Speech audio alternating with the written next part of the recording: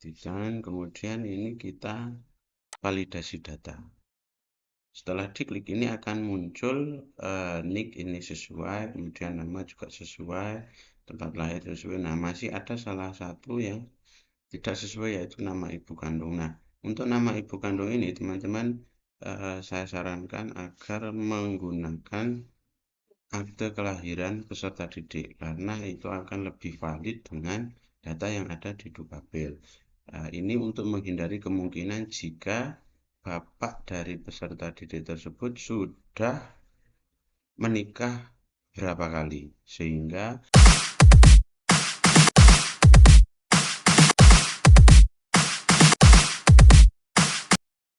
Assalamualaikum warahmatullahi wabarakatuh beserta didik dan para guru-guru yang berbahagia. Pada penghujung akhir tahun ini tentunya masih banyak kendala, mengalami beberapa masalah yang masuk ke dalam data residu. Cara memperbaiki data residu itu cukup mudah, jadi para teman-teman operator baik itu emis ataupun dapodik tentunya sudah tahu bahwa permasalahan-permasalahan residu ini bisa diatasi dengan data-data yang sesuai, agar data peserta didik kita itu bisa sinkron dengan Dukcapil. Salah satunya yaitu dengan teman-teman operator harus masuk pada PD data, pd.data.kemendikbud.go.id. Ini untuk mencari residu. Nah, ini nanti akan ada tampil yang masih tanda X, ini akan ada keterangan nama.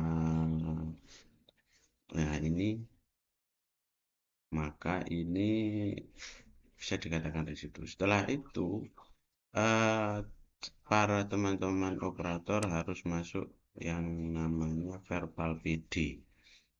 Verbal pd.data.kemendikbud.go.id. Di sini ketika teman-teman ingin merubah data atau identitas peserta didik, yaitu cukup mudah karena tidak perlu mengupload KK ataupun akte. Akan tetapi KK atau akte ini harus teman-teman sediakan supaya data itu bisa valid dengan yang ada di Dukcapil. Kemudian edit identitas, kita masuk ke sini. Kemudian ini ada dari lembaga kami, ini banyak sekali yang sudah saya ajukan untuk edit identitas. Kemudian kita cari yang namanya masih dalam masuk residu. Kita ketik saja seperti ini. Ini kalau tidak ada berarti kita tinggal lagi.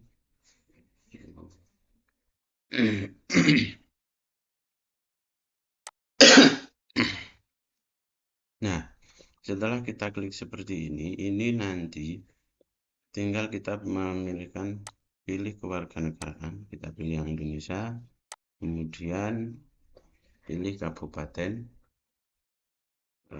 sesuai dengan yang ada di KK. Setelah itu pilih kecamatan. Yang terakhir yaitu pilih kelurahan. Ketikan, kemudian ini kita validasi data. Setelah diklik ini akan muncul nick ini sesuai, kemudian nama juga sesuai, tempat lahir sesuai. Nah, masih ada salah satu yang tidak sesuai, yaitu nama ibu kandung. Nah, untuk nama ibu kandung ini teman-teman saya sarankan agar menggunakan akte kelahiran peserta didik, karena itu akan lebih valid dengan data yang ada di Dukcapil.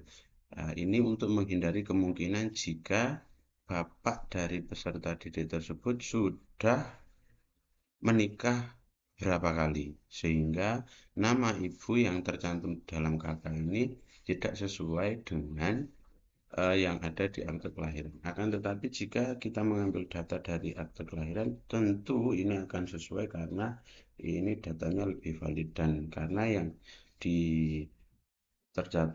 tercatat dalam verbal ini adalah nama ibu kandung, bukan ibu tiri atau ibu angkat atau ibu jadi-jadian. Setelah itu kita lihat data kakak, kemudian maksud saya akte. Nah, ini kita ubah sesuai data yang ada di akte.